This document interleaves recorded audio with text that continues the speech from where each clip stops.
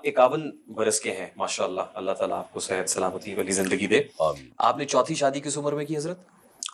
کس عمر میں کی؟ میرا خیال ہے 4 سال ہو گئے شاید. 4 سال یعنی 47 برس کی عمر میں آپ نے چوتھی. اور پہلی کب کی تھی؟ پہلی میں نے کی تھی سن 2000 میں. اور اسی وقت سوچ لیا تھا کہ کرنی ہے تو 4 ہی کرنی؟ اس وقت میں نظریاتی طور پہ تو اس کا قائل تھا, میرے بیانات ہوتے تھے کہ 4 شادیاں کرنی چاہیے, اور پھر میں لوگوں سے کہتا بھی تھا کہ یہ کام بہت ضروری ہے لیکن میرے اندر تپڑ نہیں ہے اس کا, صاف طور پہ کہتا تھا. مجھے یاد ہے پنجاب میں وزیر آباد میں 1 مہینے میں نے گزارا وہاں, میں نے وہاں لوگوں میں بیان کیا اس کی سوسائٹی کو بہت شدید ضرورت ہے 4 شادیوں کی. ہاں, لوگ کہتے تھے آپ کیوں نہیں کرتے, میں کہا بھائی میرے میں ہمت نہیں ہے. تو لیکن جو صحیح بات ہے میں وہ بیان کروں گا جی. پھر بہرحال ہمت کرنی پڑی ہمیں بھی.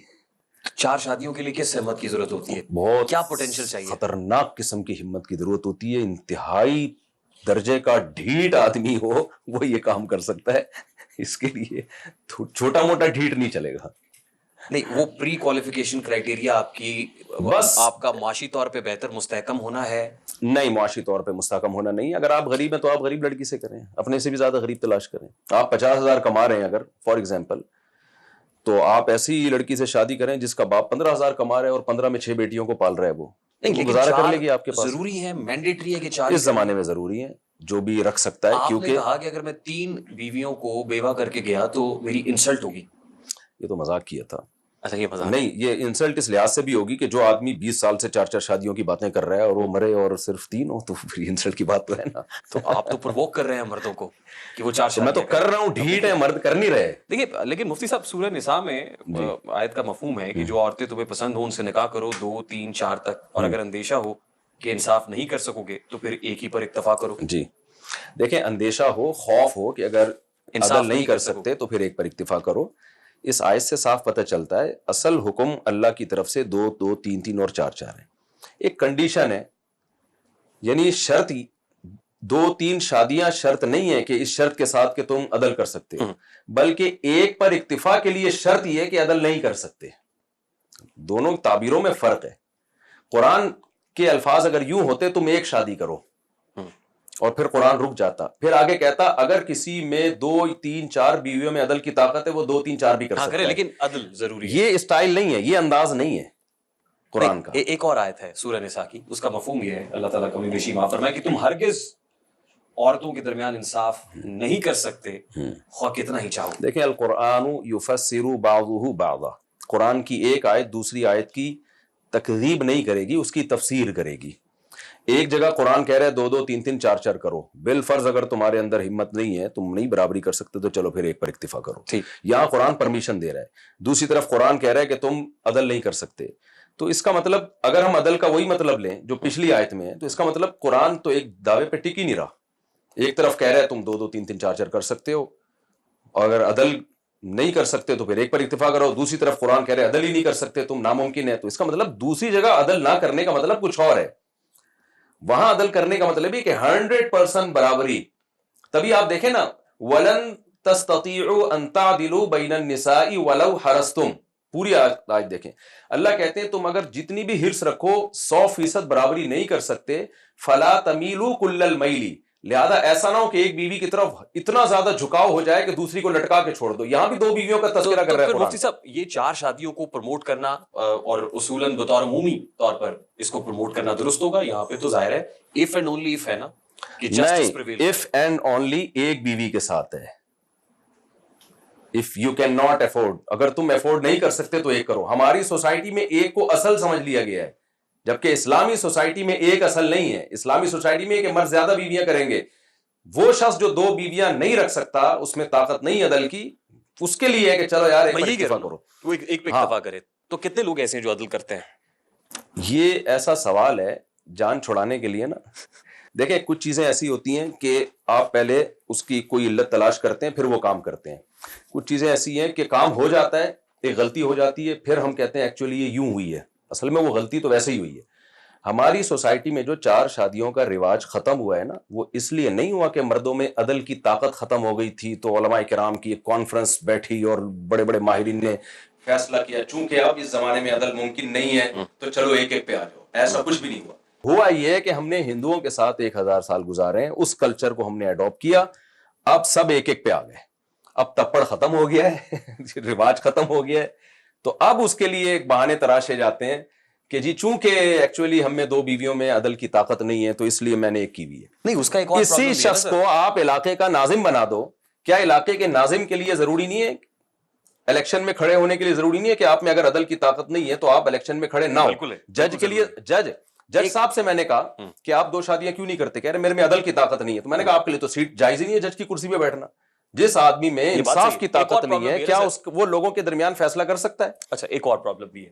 پرابلم یہ ہے یہاں پہ تو لوگوں کو 3-3 4-4 مہینے کی قید ہو جاتی ہے. بیگم سے پوچھے بغیر شادی کر لی جی، بیگم نے مقدمہ کرا دیا 3 مہینے کے لیے بھائی صاحب اندر. کیا کریں سر؟ مرد کا بچہ ہوگا نا وہ 6 مہینے جیل کاٹ کے آئے گا اور دوبارہ کرے گا. میں تو تیار تھا. نہیں ایک پرابلم ہے نا سر. دیکھیں ایک ہے ریاست کا قانون اسلامک جورسپروڈنس. ریاست کا قانون اگر اسلامی قانون کے اگینسٹ جا رہا ہے نا تو پھر اس کی کوئی حیثیت. اسلامی جمہوریہ پاکستان ہے, اسلامی نظریاتی کونسل ہے. ہر قانون اسلام کے مطابق نہیں ہے. اسلامی جمہوریہ 100% یہ تو دس از ناٹ جسٹیفائڈ نا. اسلامی جمہوریہ پاکستان میں اگر قوانین ہمارے اسلامی نہیں ہیں جی تو کون آواز اٹھائے گا سر؟ سارے قوانین کچھ اسلامی بھی ہیں کچھ غیر اسلامی بھی ہیں, تو اس پہ اسلامی نظریاتی کونسل کو آواز اٹھانی چاہیے. وہ نہیں اٹھا رہی تو پھر یہ اسلامی نظریاتی کونسل سے آپ ایک پوڈ کاسٹ کریں اور ان سے پوچھیں کہ آپ آواز کیوں نہیں اٹھا. 20 سال سے جھنجھوڑ رہا ہوں, آواز اٹھا رہا ہوں, کوئی سنوائی نہیں ہے, کوئی سن نہیں رہا. ایک اور امپورٹنٹ ایشو ہے نا سر یہ ریاست کے قانون کو لے کے, لیکن اس سے پہلے اس کو ذرا کلیئر کر لیں. صحیح بخاری مسلم میں روایت ہے کہ بعض امہات المومنین نے تقسیم وقت کے حوالے سے شکایت کی. حضرت صفیہ اور حضرت عائشہ رضی اللہ تعالیٰ عنہ کے مابین بھی اس پہ جھگڑا رہتا تھا کہ حضور نبی کریم صلی اللہ علیہ وآلہ وسلم وقت کس کو دے رہا ہے زیادہ. جی تو آپ کے ہاں یہ پرابلم نہیں ہوتا؟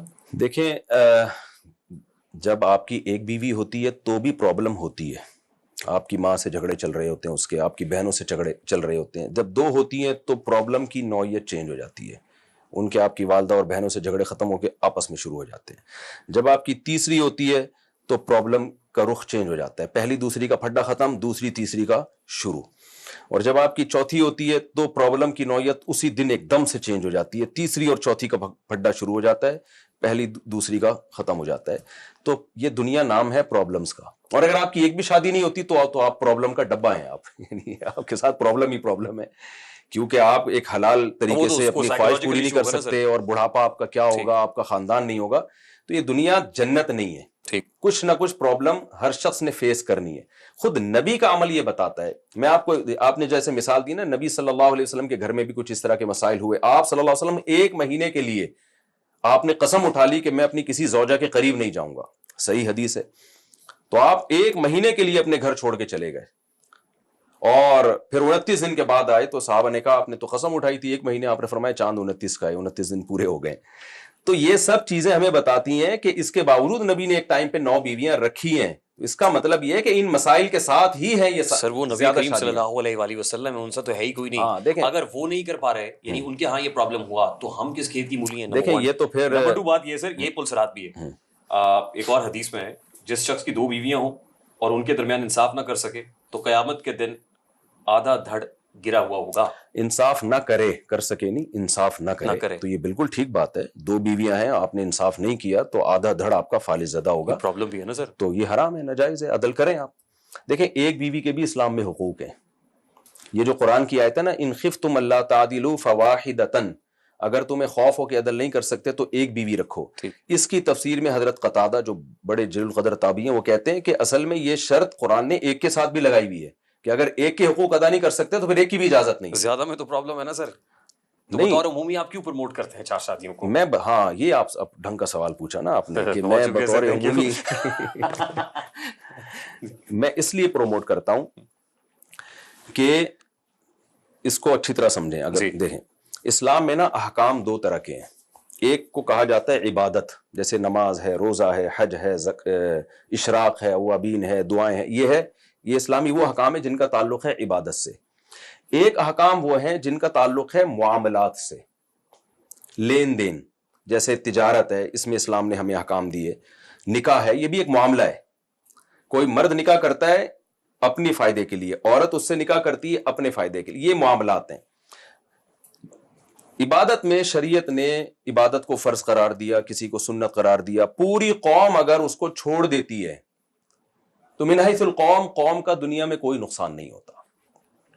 لیکن معاملات ایک ایسی چیز ہے جس کو شریعت نے فرض نہیں قرار دیا. مثال کے طور پہ تجارت کرنا ایک معاملہ ہے, اس کو شریعت نے فرض نہیں قرار دیا. وجہ اس کی یہ کہ شریعت کو معلوم ہے کہ اس کو فرض قرار دیے بغیر بھی وہ ساری حکمتیں حاصل ہو سکتی ہیں. تو تجارت سے مقصد ہے کیونکہ اس میں لوگوں کو دلچسپی ہے. ٹھیک. لیکن اگر کہیں پروپیگنڈا ہو اور کوئی قوم آ کے ہم پہ مسلط ہو جائے اور ہمیں سمجھائے تجارت ایک بری چیز ہے اور ساری قوم تجارت چھوڑ دے, تو علماء کرام فتویٰ دیں گے بھائی لوگوں کو نقصان ہو رہا ہے, لوگ قحط میں پڑ رہے ہیں, آپ تجارت کرو. امت میں ایک بہت بڑی تعداد تاجروں کی ہونی ضروری ہے. تو کہیں کہ اگر یہ ضروری ہے تو اسلام نے فرض کیوں نہیں قرار دیا تجارت کو؟ تو یہی کہا جائے گا بھائی تجارت ایک آپس کا لین دین کا معاملہ ہے, اسلام کا اس کو جائز قرار دینا کافی تھا کیونکہ اس میں لوگوں کو خود دلچسپی ہوتی ہے. تو ایسے ہی نکاح یہ ایک معاملہ ہے. دنیا کی ہر قوم میں نکاح شادی بیاہ کا رواج رہا ہے ہمیشہ سے. اسلام نے بھی آ کے اس کو پروموٹ کیا, 2-2 3-3 شادیوں کی ترغیب دی, فرض واجب قرار نہیں دیا. نبی صلی اللہ علیہ وسلم کی صحیح بخاری میں عبداللہ بن عباس کا قول ہے, تزوجوا فإن خیر هذه الامة اکثرهم نساء, نکاح کرو اس لیے کہ اس امت میں بہتر وہ ہے جس کی بیویاں زیادہ ہیں. پھر لقد کان لکم فی رسول اللہ اسوۃ حسنہ, تمہارے لیے تمہارے نبی کی زندگی میں بہترین نمونہ ہے. تو ہر چیز میں سمپل ہے, سیمپل ہے ہمارے نبی کی زندگی میں. وہ کیا ہے کہ آپ نے نکاح زیادہ کی. حبب الی النساء والطیب, صحیح حدیث ہے کہ اللہ نے میرے دل میں نکاح کی محبت ڈالی ہے. تو یہ سب چیزیں لیکن بائنڈنگ نہیں ہے. میں نبی صلی اللہ علیہ وسلم کی سیرت کے اندر تو اور بھی بہت سارے پہلو ہیں جن کو فالو کرنا بہت ضروری ہے. ضروری ہے اسی کو پک اینڈ چوز نہیں, تو باقیوں کو میں نے انکار تو نہیں کیا نا. یہ میری بات ذرا کمپلیٹ ہو جائے, بہت اہم بات ہے یہ. تو اب صحابہ کرام نے بھی فالو کیا. میں نے جو اپنی 4 شادیوں پر میری کتاب ہے اس میں صحابہ کرام کے کوئی شاید ایک بھی صحابی ایسا نہ ہو جس کی ایک بیوی تھی. تو اب شریعت نے اس کو حلال قرار دیا, مستحب قرار دیا, واجب قرار نہیں دیا, اس لیے کہ ایک معاملہ ہے, لوگوں کی ضرورت ہے. مرد کی ویسے ہی اس کام کی طرف اتنی رغبت ہے کہ کوئی رکاوٹ نہ ہو تو ہر شخص چاہے گا 2-3 شادیاں کروں میں. اب آج کی سوسائٹی میں جب پوری قوم نے من حیث القوم اس عمل کو چھوڑ دیا اور اس کے پھر بھیانک نتائج خواتین کے حق میں ظاہر ہونا شروع